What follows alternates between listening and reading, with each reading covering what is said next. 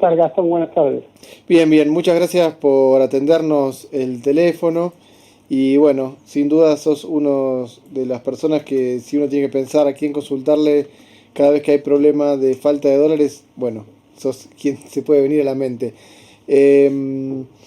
No, Andrés, para empezar, el gobierno nacional dijo que iba a optar en su momento por los bancos, iba a optar por los jubilados a los bancos y finalmente lo hizo por los bancos. Después dijo que iba a avanzar sobre Vicentín por todos los fraudes y tenía un proyecto en mente de estatización, pero al final no fue así. Y ahora se vinieron una serie de medidas económicas referidas a un cambio en las retenciones y también de carácter cambiarios que terminarían beneficiando justamente a estos grandes actores o pulpos del agronegocio, las mineras, etcétera. ¿Cómo ves vos estas medidas últimas en relación a las retenciones? Mirá, en principio parece como una medida defensiva y más bien estaría indicando como cierto signo de debilidad, en el sentido de que no está logrando, digamos, ¿no? El gobierno sus objetivos en materia cambiaria y lo que va haciendo es avanzando en tratar de, bueno, seducir de alguna manera a los grandes exportadores para que liquiden. Pero entró en una dinámica compleja, me parece, ¿no? Porque en la medida en que más son las necesidades de divisas, y más, digamos, se demuestra, digamos, una urgencia mayor, cada vez se requieren mayores concesiones, y la realidad es que si uno mira el comercio exterior de la Argentina, no deberían faltar divisas, digamos, ¿no? De dólares, porque la Argentina tiene, desde el año pasado tiene superávit comercial. Esto se debe a la recesión brutal, obviamente, y la caída fenomenal de las importaciones. Pero la realidad es que pasan dos cosas. Por un lado, se están yendo dólares. Por otro lado, por pagos de deuda, entre otras cuestiones, y también que es lo que está tratando de evitar el gobierno en esta medida, que es que no están liquidando, digamos, ¿no? O no están vendiendo o no están liquidando esas exportaciones en el mercado de cambios, y es lo que está tratando. Ahora, la realidad es que me parece que es poco, o sea, a ver, para la magnitud de lo que demandan, es poco la concesión que se hizo, entonces no creo que tenga un resultado en lo inmediato significativo estas últimas medidas, y por el contrario terminan resintiendo de alguna manera los recursos fiscales del Estado. Sí, esto último que decís, Andrés, alrededor de 300 millones de dólares fue la respuesta en la Cámara de Diputados cuando se empezó a discutir esto la semana pasada, que significaría eh, esta modificación en las retenciones. Por otro lado, vos decías que le ves un carácter limitado.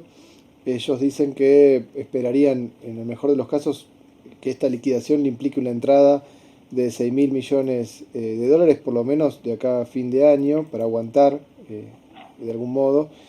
Ahora, hay otros que dicen que vamos, no obstante esto, vamos camino a una mayor devaluación. ¿Vos cómo lo ves?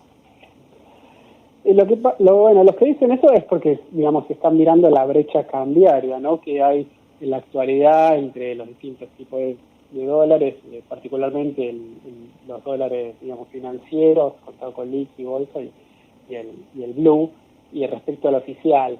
Y en realidad es esa la puja, digamos, ¿no? Porque si uno mira la serie de tipo de cambio real, etcétera, hoy uno no puede decir que hoy el tipo de cambio, como se dice, ¿no? Normalmente está atrasado. De hecho, bueno, basta ver cómo están los salarios en dólares, ¿no? Digo, comparado inclusive no con los países centrales, sino con el resto de la región, vamos a ver que está muy atrasado.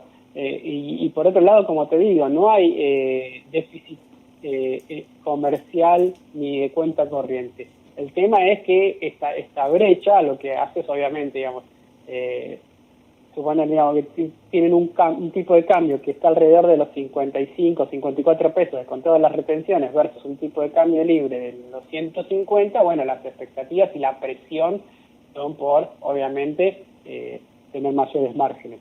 Ahora, también hay que ver hasta dónde tiene capacidad el gobierno para aguantar, porque lo cierto es que hoy el precio, por ejemplo, de la soja ha subido, digamos, ¿no? Está en el nivel más alto de los últimos 2 años, pero nada garantiza que eso se mantenga así. Entonces, también hay un juego complejo de que lo que ganan o pierden por liquidar o no en relación al precio internacional, porque quizás dentro de 2 meses cae el precio, digamos, si pierden más. Bueno, ahí hay toda una ecuación difícil, pero lo que se ve, digamos, es que digamos, el gobierno cada vez tiene menos instrumentos para ajustar, digamos, menos clavijas para ajustar ahí, para tratar de manejar el mercado cambiario, que son, digamos, consecuencias de esta especie de desdoblamiento que no termina de ser un desdoblamiento formal y que por lo tanto el gobierno no interviene en el mercado de cambios informal o el financiero, y por lo tanto se agranda la brecha. Claro, sí, esto último, Andrés, creo que es categórico resaltarlo, que si la brecha es casi el 100% entre el tipo de cambio oficial o el dólar oficial y el dólar blue u otros alternativos como el contado con liqui, etcétera, es muy difícil que si se mantiene esa brecha se pueda efectuar efectivamente una liquidación de la venta de la soja, sobre todo acorde a lo que necesita en tan poco tiempo. No estamos hablando de 3 meses, al menos por ahora, ¿no? Coincido con eso. Andrés, también pude leer tu último trabajo que publicaste con Eduardo Basualdo, que lleva el título Restricciones al desarrollo en la Argentina actual, el comercio exterior y la cúpula empresaria. Ahí se pueden ver, creo yo, ¿no?, algunos aspectos centrales de esta dinámica del comercio exterior de Argentina de los últimos 30 años. Si vos tuvieras que sintetizar en 1, 2 ideas, ¿qué problemas vos ves que evidencia el comercio exterior del país? ¿A qué se lo atribuirías? ¿Nos puedes comentar un poco de esto? Sí, bueno, uno de los problemas, y que es parte consecuencia de lo que estamos viendo hoy, de este tira y afloje, digamos, esta pugna, es el nivel de concentración que tienen las exportaciones en la Argentina, digamos, ¿no? Que se incrementó notablemente en la década de los 90 y que se produjo un nuevo salto, digamos, con la salida de la convertibilidad, con la devaluación, y después, recién en la segunda década de los 2000 bajó un poquito, pero ya a niveles mucho más altos de lo que existía en la década de los 90. ¿Qué quiere decir esto? Que tenemos un conjunto relativamente reducido de empresas, y más reducido aún si consideramos los grupos propietarios, digamos, ¿no? Porque esos grupos tienen varias empresas, claro, que controlan la mitad de las divisas que genera el país, digamos, ¿no? Estamos hablando de más o menos unas 70, 80 firmas que controlan, o menos inclusive, depende del año, ¿no? Pero que controlan la mitad de las divisas que genera el país. Ahí se está viendo claramente, digamos, ¿no?, que obviamente están las grandes cerealeras, digamos, ¿no?, las comercializadoras de la producción agropecuaria, pero también están las automotrices, por ejemplo, que son fuertemente exportadoras. Y ahí estamos viendo, bueno, la capacidad de veto que tienen estos grupos económicos, que son en su mayoría extranjeros, igual digo, ¿no? Pero son tipos, sobre, bueno, parte de la economía del país y de las decisiones de política económica al controlar el manejo de las divisas, ¿no? Entonces, ese es un principal nudo muy, muy complejo, digamos, ¿no? Porque tenemos un nivel de concentración de las exportaciones, que es la única vía por la cual la Argentina genera, digamos, divisas genuinas, porque las inversiones extranjeras van y vienen, son relativamente reducidas y aparte, digamos, también esto genera obviamente, digamos, ¿no?, remisión de utilidades y toda una salida de dólares después, y eso les otorga un poder de veto muy importante sobre las políticas en general, y es lo que hoy en parte estamos viendo, digamos, ¿no?, la falta de herramientas de control del Estado que ha perdido, digamos, ¿no?, en los últimos 30 años sobre el comercio exterior, y que te determina que un conjunto relativamente reducido de grandes empresas termine manejando las expectativas o el tipo de cambio, de cierta manera, más en un contexto de ausencia de financiamiento, ¿no? Es ahí se potencia. Cuando no hay financiamiento externo, el poder de los exportadores se potencia. Esa es una de las grandes legados, digamos, y el otro que te diría, así a grandes rasgos, es cierta reprimarización de las exportaciones, que hay que tomarlo con cuidado, ¿no? Pero digo, ¿por qué digo reprimarización? Porque si uno ve, bueno, digamos, y compara las manufacturas de origen industrial, salvo, bueno, en los últimos meses, siguen siendo importantes, explican una parte importante, crecieron en los años 90, entonces esto parece contradictorio, pero si uno ve, primero, aumentó muchísimo el peso de las exportaciones de lo que es productos primarios, y sobre todo combustibles, salvo en la etapa donde hubo, digamos, ¿no? Esta crisis, esta mayor demanda que consumo entre el 2011 y 2017. Y después, el otro elemento es que esas manufacturas industriales que exporta el país en realidad son cada vez más sencillas, por decirlo de alguna manera, con menor valor agregado. Digamos, por ejemplo, exportamos muchos autos, sí, pero de esos autos que exportamos, el 70% es componente importado, digamos, ¿no? Entonces, en realidad es una simplificación y reprimarización de la canasta exportadora del país, lo que se ve con ciertos vaivenes, pero que se ve en los últimos 30 años, digamos. No, perdón Andrés, además, en lo que decías, digo, uno era la crisis energética, de que el país tuvo que salir a importar aceleradamente combustibles, y lo otro que decís, hace poquito leí un artículo de nuestra compañera Lucía Ortega en La Izquierda Diario, que lo recomiendo, que es en relación también a este tema, pero mencionaba a otro autor que dice que el pellet de la soja agrega solamente un 6% de valor agregado a la materia prima pura, y eso ya se considera parte de la agroindustria. Entonces, el auto creo que ya agrega demasiado valor pese a lo poco que agrega, y cómo esa información también está bastante sesgada, ¿no?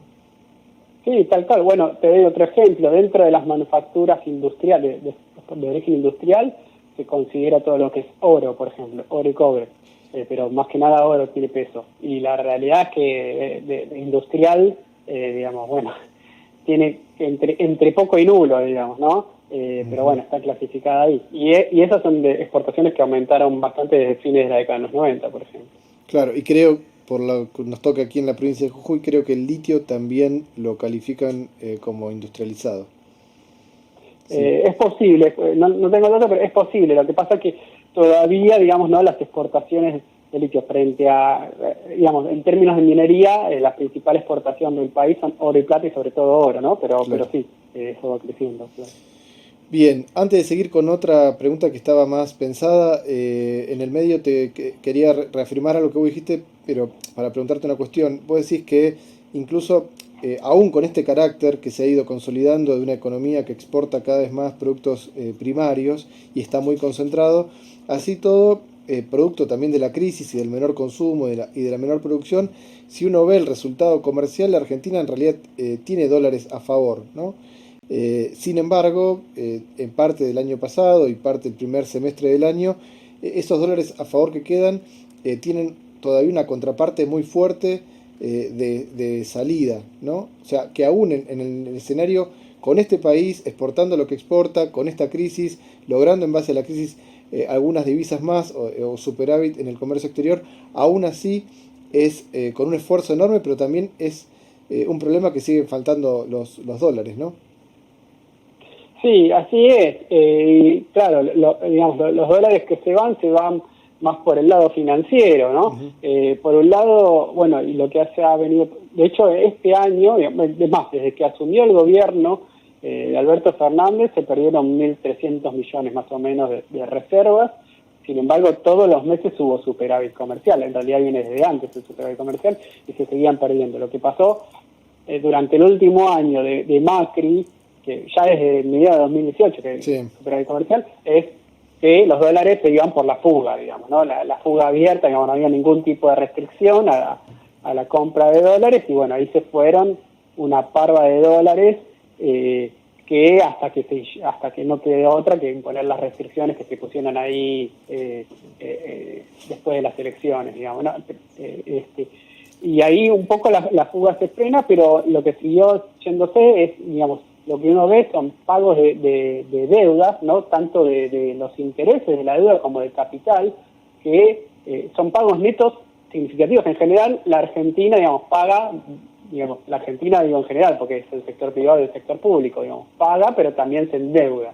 Entonces, el saldo neto, digamos, queda, varía, pero digamos, no demasiado. Lo que se ve en los últimos meses es que es mucho más de lo que pagó de lo que se volvió a endeudar. Y esto corresponde tanto al sector público, es decir, el Estado, porque, bueno, ha realizado pagos antes de la renegociación de la deuda, ¿no? Mientras estaba negociando, siguió con los pagos, pero obviamente no tuvo más capacidad para endeudarse. Y también en el sector privado, el dólar oficial, digamos, ¿no? Para cancelar o para pagar intereses o cancelar deudas, previendo o apuntando o apostando a una posible devaluación posterior. Entonces, lo que hacen es pagan, pero no se vuelven a endeudar. Y ahí tenés la principal salida de dólares, digamos, ¿no? Se fueron este año más de 6.000 millones de dólares por ese lado. Y después lo que queda es lo que queda de fuga, que es ese cupo de $200 que quedó, que bueno, ha venido aumentando, pero que ha sido en realidad menor es el peso de esos dólares que se fueron por ahí respecto a los pagos de la deuda. Claro, esto último muy importante para la audiencia porque por lo general si hay que echarle la culpa a alguien de la falta de dólares es aquella persona que todavía conserva algún poder de ahorro y bueno, busca el dólar como refugio, conociendo la historia del país y no a los pocos grandes que vos mencionabas al principio, que son los que terminan, bueno, llevándose siempre hasta el último dólar, ¿no? Sí, y aparte estoy hablando solo de las reservas, digo, obviamente los grandes, digamos, compran sin límite en el mercado financiero, en el contado con liqui, en el dólar MEP, digamos, obviamente se llevan todo. Pero digo, la caída de las reservas tiene más que ver con estos pagos de deuda que con la fuga, que igual sigue existiendo, pero obviamente está limitada, digamos, ¿no? Claro. Bueno, Andrés, dos cuestiones más para no quitarte más tiempo. Una, que en tu artículo, de algún modo, decir, bueno, ¿qué hacemos ante esto? Vos decís que, en parte, con estos problemas, tanto del perfil exportador primario del país, como con la limitación para acceder al financiamiento externo, al menos en estos tiempos, o desde mi punto de vista, hay que ver también qué pasa con el Fondo Monetario que volvió al país en el día de ayer, pero en este escenario decís, bueno, de algún modo habría que ubicarse pensando en algún tipo de proceso de sustitución de importaciones y sobre todo hacerlo desde el sector industrial.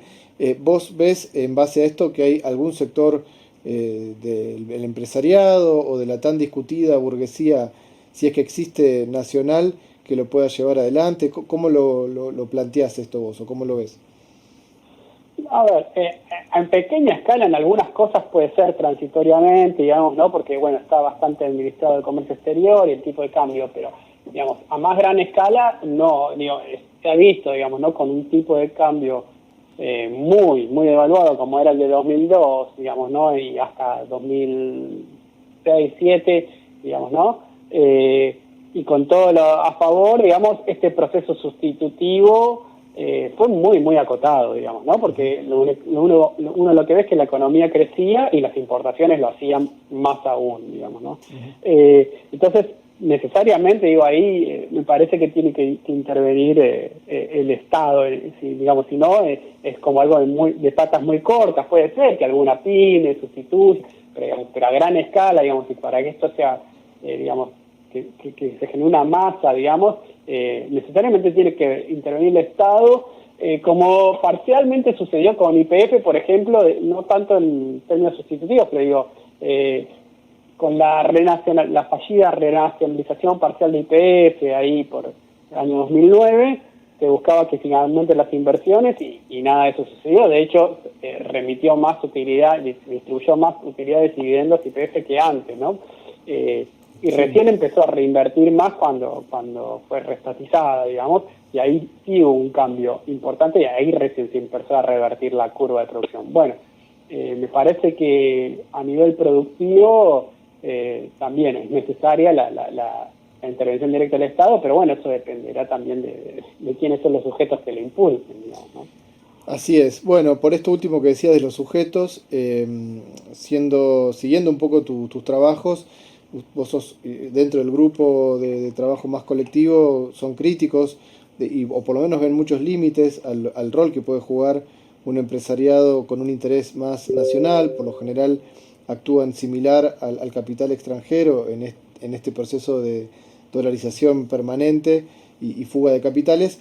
Y en relación al otro que vos decías al principio, de la enorme concentración de estas 50 firmas aproximadamente que concentran poco más o a veces más de la mitad de las exportaciones, ¿no ves que hace falta medidas más bien de otra clase, medidas como puede impulsar la clase trabajadora para tener monopolio del comercio exterior? O sea, quitarle esta potestad a estas 50 para que sean las que definen o no si el país termina devaluando, como termina sucediendo en los últimos años. ¿No te parece que se podrían implementar medidas de este tipo? Sí, creo que digamos, a largo plazo es la única salida. El tema es tener la fuerza social necesaria para bancar ese tipo de medidas, que hoy no la veo, digamos, pero que es necesario construir, digamos, ¿no? Porque eso implica, imagínate, si digamos, patalean por 2 o 3 puntitos de retenciones o por un impuesto extraordinario por única vez a grandes fortunas, que es, digamos, bastante bajo, digamos, y toda la reacción que se genera, bueno, avanzar más allá requiere, digamos, ¿no?, de una construcción de una fuerza social que lo pueda sostener. Pero sí, digamos, si uno quiere resolver el problema de manera estructural y a largo plazo, me parece que esa es la dirección.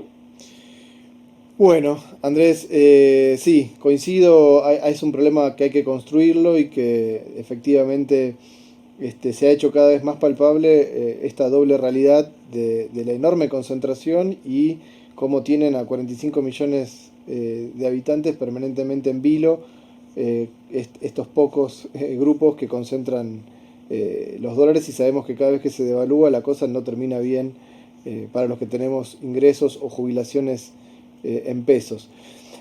¿Algo más que quieras agregar, Andrés? No, me parece que eso, digo, y las limitaciones de esto se vieron, por ejemplo, con el tema claramente de Vicentín, digamos, ¿no? Ahí tenía una posibilidad el Estado de interceder en una de las principales exportadoras del país, ¿no? Y si bien no controlar, digamos, el comercio exterior, no monopolizarlo, sí tener una empresa que pueda de alguna manera como actuar, en este caso testigo, como, no sé, podría ser YPF en el mercado de las naftas, y sin embargo ahí no se pudo avanzar. Entonces, digo, las dificultades, no se pudo, no se quiso, digo, pero la realidad es que no se avanzó, y entonces las dificultades son notables, pero creo que sí, sin una intervención directa del Estado en este sentido no va a ser muy difícil. Así es, Andrés. Bueno, te agradecemos mucho la comunicación y esperemos volver a tenerte aquí en Pateando el Tablero. Gracias a ustedes. Dale, un abrazo.